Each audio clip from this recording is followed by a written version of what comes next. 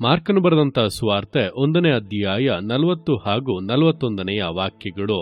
ಒಬ್ಬ ಕುಷ್ಠರೋಗಿಯು ಯೇಸುವಿನ ಬಳಿಗೆ ಬಂದು ಆತನ ಮುಂದೆ ಮೊಣಕಾಲೂರಿಕೊಂಡು, ನಿನಗೆ ಮನಸ್ಸಿದ್ದರೆ ನನ್ನನ್ನು ಶುದ್ಧ ಮಾಡಬಲ್ಲೆ ಎಂದು ಬೇಡಿಕೊಳ್ಳಲು ಆತನು ಕನಿಕರಪಟ್ಟು ಕೈ ನೀಡಿ ಅವನನ್ನು ಮುಟ್ಟಿ, ನನಗೆ ಮನಸ್ಸುಂಟು, ಶುದ್ಧವಾಗು ಅಂದನು. ಈ ವಾಕ್ಯದಲ್ಲಿ ಯೇಸು ಕ್ರಿಸ್ತನೊಬ್ಬ ಕುಷ್ಠರೋಗಿಯನ್ನು ಗುಣಮಾಡಿದಂಥ ಸಮಯದಲ್ಲಿ ನಡೆದಂಥ ಘಟನೆಗಳನ್ನು ವಿವರಿಸಲಾಗಿದೆ. ನೋಡುವಂಥ ಸಮಯದಲ್ಲಿ ಆ ದಿವಸಗಳಲ್ಲಿ ಒಬ್ಬ ಕುಷ್ಠರೋಗಿಯು ಯೇಸು ಕ್ರಿಸ್ತನ ಬಳಿಗೆ ಬಂದು ಮೊಣಕಾಲೂರಿಕೊಂಡು, ನಿನಗೆ ಮನಸ್ಸಿದ್ದರೆ ನನ್ನನ್ನು ಶುದ್ಧ ಮಾಡಬಲ್ಲೆ ಎಂಬುದಾಗಿ ಆತನನ್ನ ಬೇಡಿಕೊಳ್ಳುತ್ತಾ ಇದ್ದಾನೆ. ನೋಡುವಂಥ ಸಮಯದಲ್ಲಿ ಆ ದಿವಸಗಳಲ್ಲಿ ಕುಷ್ಠರೋಗ ಬಂದು ಬಿಟ್ಟರೆ ಅದಕ್ಕೆ ಔಷಧಿ ಇಲ್ಲ.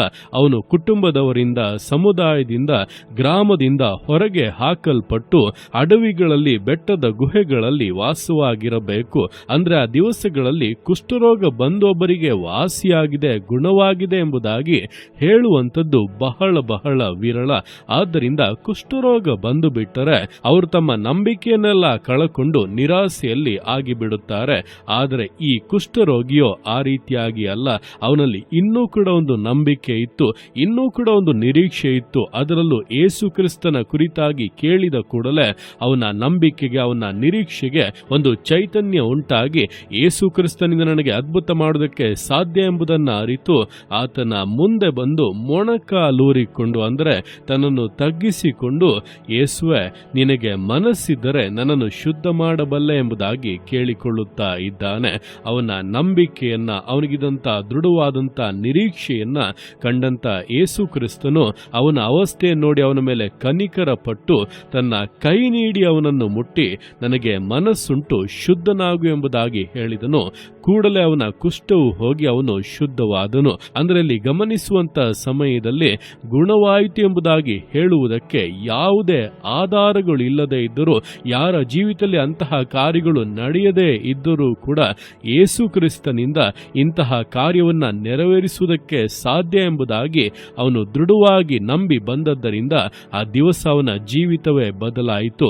ಹೊಸ ಒಂದು ಜೀವಿತವಾಗಿ ಮಾರ್ಪಟ್ಟು ಕಳೆದುಕೊಂಡಂತ ಆರೋಗ್ಯವನ್ನು, ಸಂತೋಷವನ್ನು, ಸುಖ ಸಮಾಧಾನವನ್ನು, ವಿಶೇಷವಾದಂತ ಮಾನ ಗೌರವಗಳನ್ನು ಪುನಃ ಹೊಂದಿಕೊಂಡನು.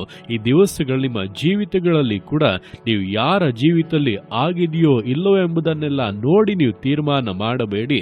ನಿಮ್ಮ ಜೀವಿತಕ್ಕೆ ಏನು ಬೇಕಾಗಿದೆಯೋ ಅದನ್ನು ಯೇಸು ಕ್ರಿಸ್ತನ ಮೇಲಿರುವಂತಹ ದೃಢವಾದಂತ ನಂಬಿಕೆಯಿಂದ, ನಿರೀಕ್ಷೆಯಿಂದ ಪ್ರಾರ್ಥಿಸಿ ಬೇಡಿಕೊಳ್ಳುವುದಾದರೆ ಆತನು ನಿಮ್ಮ ಮೇಲೆ ಮನಮರುಗಿ ನಿಮ್ಮನ್ನ ಮುಟ್ಟಿ ಗುಣ ಮಾಡಿ, ಯಾವುದೇ ಕಾರ್ಯವಾಗಿದ್ದರೂ ಅದರಲ್ಲಿ ಅದ್ಭುತವನ್ನ ಮಾಡಿ ನಿಮಗೋಸ್ಕರ ಅನುಕೂಲತೆಗಳನ್ನು ಉಂಟು ಮಾಡಿ ಆಶೀರ್ವದಿಸುವಂಥದ್ದು ಬಹಳ ಬಹಳ ನಿಶ್ಚಯವಾಗಿದೆ. ಆದ್ದರಿಂದ ಲೋಕವನ್ನು ನೋಡಿ, ಪರಿಸ್ಥಿತಿಗಳನ್ನು ನೋಡಿ, ಸನ್ನಿವೇಶಗಳನ್ನು ನೋಡಿ ಇದು ಇಷ್ಟೇ ಎಂಬುದಾಗಿ ತೀರ್ಮಾನ ಮಾಡಿ ಪ್ರಾರ್ಥನೆಯ ಬಲವನ್ನ, ದೇವರಲ್ಲಿರುವಂತಹ ಶಕ್ತಿಯನ್ನ ಕುಂದಿಸಿಕೊಂಡು ನಿಮ್ಮ ಆಶೀರ್ವಾದವನ್ನು ನೀವು ಕಳೆದುಕೊಳ್ಳಬೇಡಿ. ದೇವರ ಮೇಲೆ ದೃಢವಾದಂತಹ ನಂಬಿಕೆಯನ್ನ ಇಟ್ಟು ಪ್ರಾರ್ಥಿಸುವುದಾದರೆ ಖಂಡಿತವಾಗಿ ದೇವರು ನಿಮಗಾಗಿ ಅದ್ಭುತಗಳನ್ನು ಮಾಡುತ್ತಾರೆ ಎಂಬುದನ್ನ ತಿಳಿದು ನಂಬಿಕೆಯಿಂದ, ದೃಢತೆಯಿಂದ, ವೈರಾಗ್ಯದಿಂದ ಪ್ರಾರ್ಥಿಸಿ ಜಯವನ್ನ ಹೊಂದುವಂತ ವಿಶ್ವಾಸ ಜೀವಿತಗಳನ್ನ ಮುನ್ನಡೆಸೋಣ. ದೇವರ ಕರಗಳಲ್ಲಿ ಸಮರ್ಪಿಸಿ ಪ್ರಾರ್ಥಿಸೋಣ. ಯೇಸುವೆ ಸ್ತೋತ್ರ ರಾಜ, ಕೊಟ್ಟಂತಹ ದಿವಸಕ್ಕೋಸ್ಕರ ಸ್ತೋತ್ರ ಕರ್ತನೆ.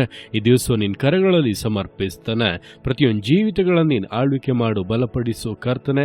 ಹೌದಪ್ಪ, ದಿವಸಗಳಲ್ಲಿ ಒಬ್ಬ ಕುಷ್ಠರೋಗಿ ನಿನ್ನ ಮುಂದೆ ಬಂದು ಮೊಣಕಾಲೂರಿಕೊಂಡು, ನಿನಗೆ ಮನಸ್ಸಿದ್ದರೆ ನನ್ನನ್ನು ಶುದ್ಧ ಮಾಡಬಲ್ಲೆ ಎಂಬುದಾಗಿ ಕೇಳಿಕೊಳ್ಳುವಾಗ ನೀನಾದರೂ ಕನಿಕರ ಪಟ್ಟು ಕೈ ನೀಡಿ ಅವನನ್ನು ಮುಟ್ಟಿ, ನನಗೆ ಮನಸ್ಸುಂಟು, ಶುದ್ಧನಾಗು ಎಂಬುದಾಗಿ ಹೇಳಿ ಅವನ ನಂಬಿಕೆಯನ್ನ, ನಿರೀಕ್ಷೆಯನ್ನು ಘನಪಡಿಸುವಂತೆ ಅದ್ಭುತವಾದ ಸೌಖ್ಯವನ್ನು ಕೊಟ್ಟಂತೆ ಈ ದಿವಸಗಳಲ್ಲಿ ಕರ್ತನೆ, ನಮ್ಮ ಜೀವಿತದ ಅವಸ್ಥೆಗಳು ಹೇಗೆ ಇದ್ದರೂ, ನಂಬುವುದಕ್ಕೆ ಪರಿಸ್ಥಿತಿಗಳು ಅನುಕೂಲವಾಗಿಲ್ಲದೆ ಇದ್ದರೂ ಕೂಡ ನಿನ್ನ ಮೇಲೆ ದೃಢವಾದಂತಹ ನಂಬಿಕೆಯನ್ನು ಇಟ್ಟು ನಿನ್ನ ಮುಂದೆ ಪ್ರಾರ್ಥಿಸುವಾಗ ಯೇಸುವೆ ನಿನ್ನ ಅದ್ಭುತಗಳನ್ನು ಮಾಡುತ್ತೀಯ, ನಮ್ಮನ್ನ ಕರುಣಿಸಿ ವಿಶೇಷವಾದಂತಹ ಬಿಡುಗಡೆಗಳನ್ನು, ಆಶೀರ್ವಾದಗಳನ್ನು ಉಂಟು ಮಾಡುತ್ತೀಯ ಎಂಬುದನ್ನು ಅರಿತು ಪ್ರಾರ್ಥಿಸುವುದಕ್ಕೆ, ಅರಿತು ಅದಕ್ಕಾಗಿ ವೈರಾಗ್ಯವಾಗಿ ನಿಲ್ಲುವುದಕ್ಕೆ, ನಿರೀಕ್ಷಿಸುವುದಕ್ಕೆ ಪ್ರತಿಯೊಬ್ಬರಿಗೂ ಸಹಾಯ ಮಾಡು. ಯೇಸುವಿನ ನಾಮದಲ್ಲಿ ಅವರು ಬೇಡಿಕೊಂಡು ಮಾಡಿಕೊಳ್ಳುವಂಥ ಕಾರ್ಯಗಳಲ್ಲಿ ಅದ್ಭುತಗಳು ನಡೆಯಲಿ, ಬಿಡುಗಡೆಗಳುಂಟಾಗಲಿ, ಆಶೀರ್ವಾದಗಳುಂಟಾಗಲಿ. ಯೇಸು ಕ್ರಿಸ್ತನ ನಾಮದಲ್ಲಿ ಅತಿಶಯಗಳನ್ನು ಮಾಡು ಕರ್ತನೆ. ಜೀವಿತಗಳನ್ನು ಉದ್ಧರಿಸು, ಅನಾರೋಗ್ಯಗಳನ್ನು ನೀಗಿಸು, ಬಲಹೀನತೆಗಳನ್ನು ನೀಗಿಸು. ಪರಿಪೂರ್ಣ ಆಶೀರ್ವಾದಗಳನ್ನು, ಪರಿಪೂರ್ಣ ಮೇಲುಗಳನ್ನು ಅಪ್ಪ ನೀನು ಅನುಗ್ರಹಿಸಿ ಆಶೀರ್ವದಿಸಬೇಕೆಂದು ಪ್ರಾರ್ಥಿಸುತ್ತಾ ಇದ್ದಾನೆ. ಅಪ್ಪ ನಿನ್ನ ಆರ್ತಿಯಾಗಿ ಮಾಡುವಂಥ ನಿನ್ನ ಪ್ರೀತಿಗೋಸ್ಕರ, ಕೃಪೆಗೋಸ್ಕರ ಅಪ್ಪ ನಿನಗೆ ಸ್ತೋತ್ರಗಳು. ಪ್ರತಿಯೊಂದು ಜೀವಿತಗಳನ್ನು ಅಪ್ಪ ನಿನ್ನ ಕರಗಳಲ್ಲಿ ಸಮರ್ಪಿಸ್ತಾ ಇದ್ದಾನೆ. ಆಶೀರ್ವದಿಸು, ಮಾನಿಸು, ಘನಪಡಿಸು. ಎಲ್ಲೋ ನಿನ್ನ ಕರಗಳಲ್ಲಿ ಸಮರ್ಪಿಸಿ ಎಲ್ಲ ಸ್ತುತಿಯನ್ನು ಮಾನ್ಫಳಿನೊಬ್ಬನಿಗೆ ಸಲ್ಲಿಸಿ ಯೇಸುವಿನ ನಾಮದಲ್ಲಿ ಬೇಡುತ್ತೆ ನಮ್ಮ ತಂದೆಯೇ. ಆಮೇನ್, ಆಮೇನ್.